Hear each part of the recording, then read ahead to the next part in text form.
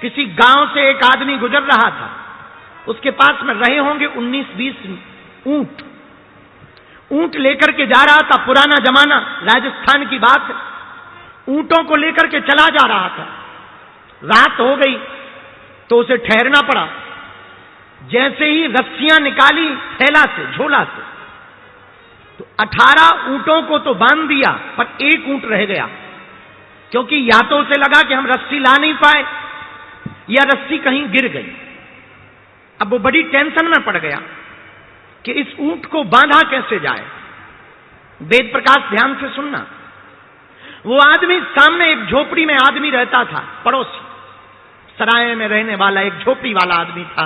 उसे लगा कि इस आदमी के पास जाएं, बूढ़े आदमी के पास, शायद ये कोई रस्सी दे दे, ऊंट को बांध दिया जाए, वरना बड़ी दिक्कत होगी। रात भर ये भी खड़ा रहेगा, हमको भी रखवाली करनी पड़ेगी, और सो नहीं पाएंगे तो दिन में चलने में दिक्कत होगी।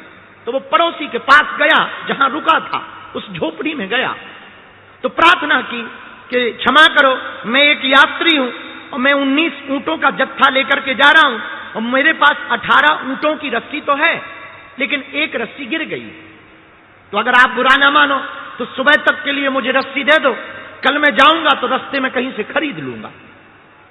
तो उस बूढ़े आदमी ने कहा कि मेरे पास तो ऐसी कोई रस्सी नहीं, मैं तो बहुत फक्कड़ आदमी हूं, और रस्सी क्या, मेरे पास तो एक कपड़ा ही है, वो मैंने पहन रखा है, वरना मैं कपड़ा दे देता, पर अगर मैं कपड़ा दूंगा तो मैं नंगा हो जाऊंगा। एक ही धोती है मेरे पास, और रस्सी तो दूसरी है नहीं।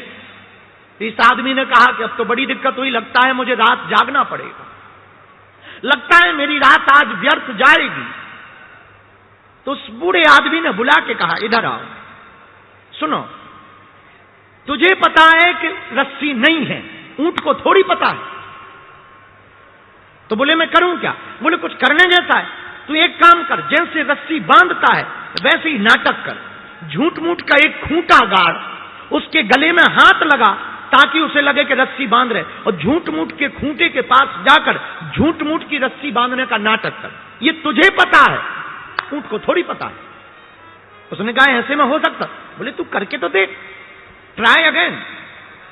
वो आदमी आया वापस, उसने वही काम किया, झूठ मूठ का खूंटा गाड़ा, झूठ मूठ की गले में हाथ लगाया, रस्सी जैसे बांधने का नाटक किया, और उसने जैसे ही रस्सी से खूंटा में बांधा और दबकार करके ऊंट को कहा कि बैठ जा, ऊंट बैठ गया।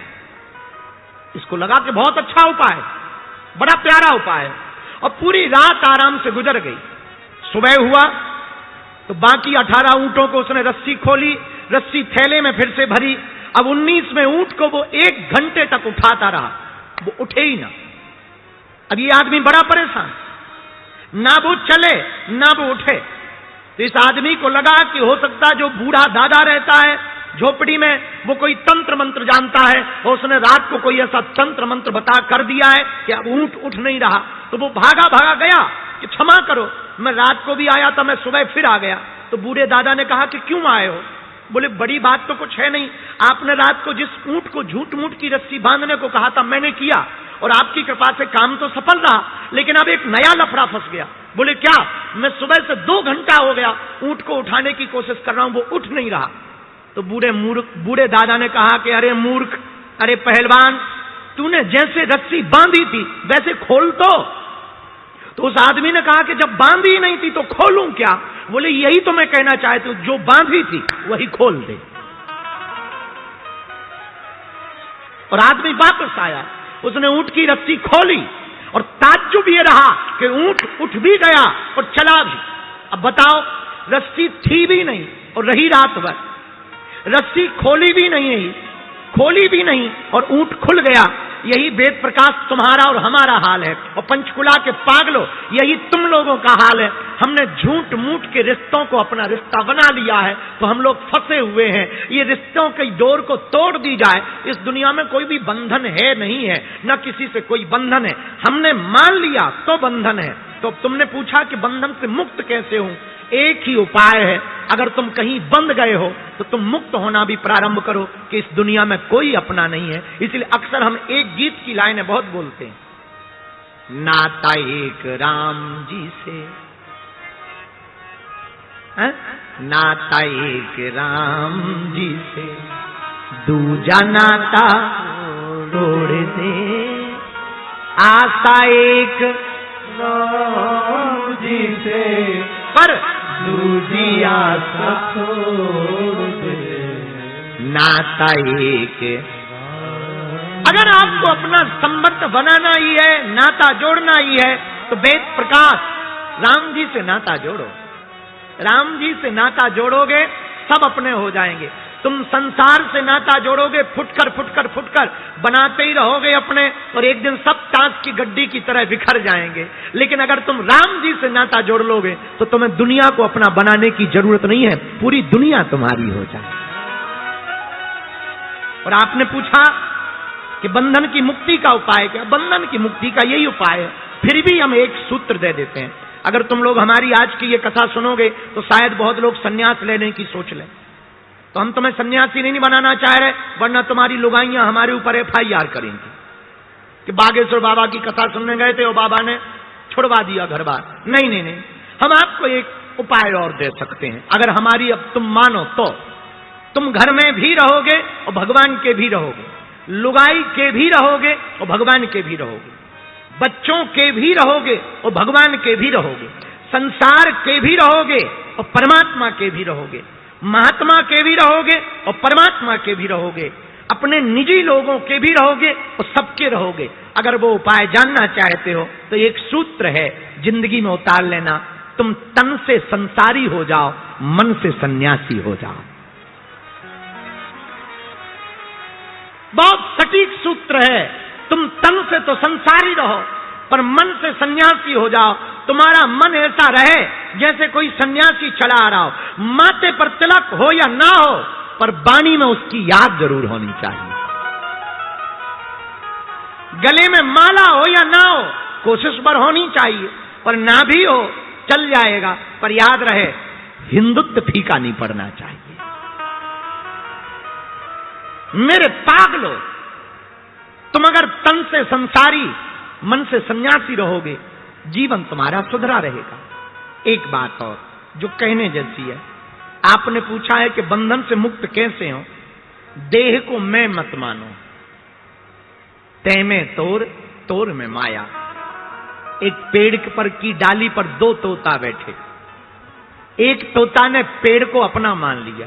क्यों? क्योंकि उसको लगता है कि ये आम देता है तो यही हमारा है, उसको अपना मान लिया। एक दूसरा तोता रहता, वो कहता है कि ये है तो पेड़, आम तो खिलाने को दे रहा है, पर ये अपना नहीं है, क्योंकि इस पे तो हजारों पक्षी आएंगे और जाएंगे। ऐसे ही संसार है, अगर तुम संसार को अपना मान लोगे तो तुम अहमता में भर जाओगे, झूठी दुनिया के चक्कर में फंस जाओगे। संसार को तुम सराय समझो, बस स्टैंड। यात्री आते हैं जाते हैं, यही शरीर का हाल है, आएंगे और जाएंगे। यही इस दुनिया का हाल है, जो आया है वो जाएगा। आया है सो जाएगा, राजा रंक फकीर। कोई सिंहासन चढ़ा, कोई बंधा जंजीर। धर्मी सिंहासन चढ़े और पापी डंडे खात। दया धर्म करते रहो, मानो मेरी बात। एक गांव में इतने पागल लोग रहते थे, उनके गांव में दिया नहीं जलता था, लाइट नहीं थी। पुराना जमाना, 80-90 साल पुरानी बात। तो गांव भर क्या करता था, पूरी रात जागता था और हाथ में तसला लेता था जैसे ही शाम होता था। और लोग पूछते थे एक दूसरे से, क्या कर रहे? बोले चलो अंधेरे को ढोएं। मकान में जाएं, तसले में ऐसे ऐसे भरें और बाहर फेंकें, फिर भरें, फिर पूरी रात यही करते थे। और सुबह आते ही जैसे ही सूर्योदय होता था, अरे भैया भग गया भग गया भग गया, फेंक दिया फेंक दिया फेंक दिया। ठटरी के बड़े क्या हलवा फेंका? अरे वो तो सूर्योदय आते ही अपने आप अंधेरा भाग जाता है, लेकिन उनको लगता था कि हम भगा रहे तो अंधेरा भागा। पूरी रात यही हुआ। इतने में एक लड़की की शादी हुई। लड़की थी पंचकुला की, नाम था मुन्नी बाई। मुन्नी बाई की शादी हुई उस गांव में। अब रात भर फिर से घर वाले जागने लगे, तो उस बहू ने पूछा, ये रात को लोग शोर क्यों मचा रहे हैं? तो पति ने कहा, सब लोग अंधेरा ढोने के लिए जा रहे हैं, अंधेरे को भगाने के लिए जा रहे हैं। लड़की बोली, बड़े पागल हो, चूंकि पंचकुला की लड़की होशियार तो होती ही है। बड़े पागल हो, कहीं अंधेरा ढोया जाता है? पति बोला चुप रहे, हमारे दादा परदादा करते रहे, तू आके मुंह चला रही। वो कुछ ना बोली, बेचारी समझदार तो थी। दूसरे दिन उसने कुछ नहीं किया, 4 बत्ती बनाई, थोड़ा सा घी डाला, और जैसे ही अंधेरा हुआ सो दिया को जला दिया, और जैसे ही जलाया हा पूरा घर खुश हो गया। वाह भैया वाह, गजब की बहू आई है, हम लोगों को अंधेरा नहीं ढोना पड़ रहा, अंधेरा भाग गया। दूसरे दिन गांव वालों ने पूछा, भैया आज तुमने अंधेरा नहीं ढोया, आवाजें नहीं आई? बोले हम तो भैया सोते रहे, बहू ऐसी आई कि वो ऐसा चमत्कार करती है कि अंधेरा चला जाता है। लोगों ने बहू से पूछा मंत्र बताओ। अरे बोले मंत्र वंत्र कुछ नहीं है, दिया जलाओ अंधेरा भाग जाएगा। ऐसे ही तुम अपने अंदर में अज्ञान का जो अंधेरा रख रखे हो उसको लेकर टेंशन मत लो, हनुमान जी के ज्ञान के प्रकाश का दीपक जलाओ, अंधेरा अपने आप भाग जाएगा। बोलो सीताराम। अब संकट आ गए तो क्या करें? आह संकट ते हनुमान छुड़ावे, क्यों? मन क्रम वचन ध्यान जो हनुमान जी का भजन करेगा, हनुमान जी की भक्ति करेगा, उसके संकट कट जाएंगे। बोलो सीताराम। जोर से बोलो, और जोर से बोलो। तो संकट काटने के लिए, संकटों को मिटाने के लिए हनुमान जी देखो क्या है। हमें एक भजन याद आ गया। तुम्हें जल्दी तो नहीं है? हमें भी नहीं है, हम तो फ्री हैं। किसी ने कहा मरना क्यों चाहते? अरे जिन नेत्रों से रघुनाथ जी को ना देख पाए वो शरीर तो छोड़ देना चाहिए, जीने से क्या फायदा। और कितनी अद्भुत बात, जिस व्यक्ति के जीवन में भक्ति ना हो उसका जीवन किसी काम का है क्या? ऐसे समझो, नदी हो पर नदी में पानी ना हो तो क्या नदी किसी काम की है? बोलो हाँ या ना? अरे बोलो। अच्छा, कोई व्यक्ति या स्त्री बहुत सुंदर हो लेकिन नाक कटी हो, किसी काम की है? बोलो हाँ या ना? अच्छा, तीसरी बात, मिठाई हो पर मीठी ना हो, मिठास ना हो तो क्या उसे मिठाई कहोगे? बोलो हाँ या ना? अच्छा, चौथी बात, रात हो लेकिन अंधेरा होना तो क्या उसे रात कहोगे? हाँ या ना? नहीं। विद्यालय हो पर विद्या ना पढ़ाई जाती हो तो क्या विद्यालय कहोगे? भोजनालय हो पर भोजन ना बनता हो तो क्या उसे भोजनालय कहोगे? मंदिर हो पर मूर्ति ना हो तो क्या प्रणाम करोगे? नहीं। उसी प्रकार इंसान हो लेकिन इंसानियत ना हो तो क्या इंसान कहोगे? नहीं। उसी प्रकार इंसानियत हो पर भगवान की भक्ति ना हो तो क्या उसे इंसान कहोगे? नहीं। जैसे पानी के बिना नदी का महत्व नहीं, शंख के बिना आरती का महत्व नहीं, पुरुष के बिना स्त्री का और स्त्री के बिना पुरुष का महत्व नहीं, पुत्र के बिना मकान का महत्व नहीं, गुरु के बिना शिष्य का महत्व नहीं, भगवान के बिना भक्त का कोई महत्व नहीं। उसी प्रकार भक्ति के बिना जीवन का कोई महत्व नहीं है?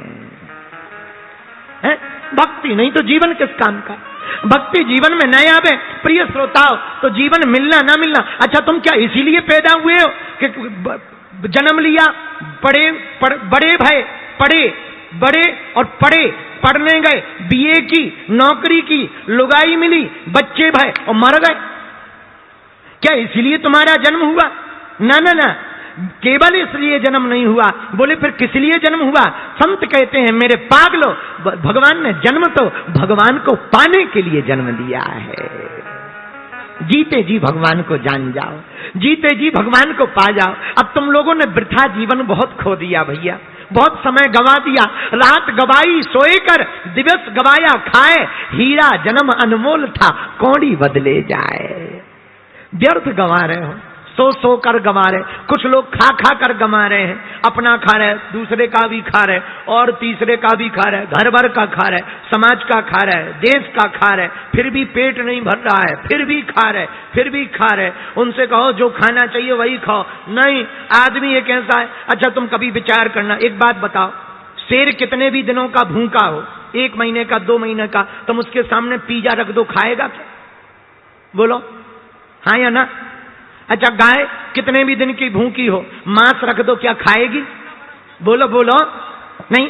शेर पिज़्ज़ा नहीं खाता, गाय गंदा भोजन नहीं खा सकती, और आदमी कुछ भी धर दो सब खा जाता है।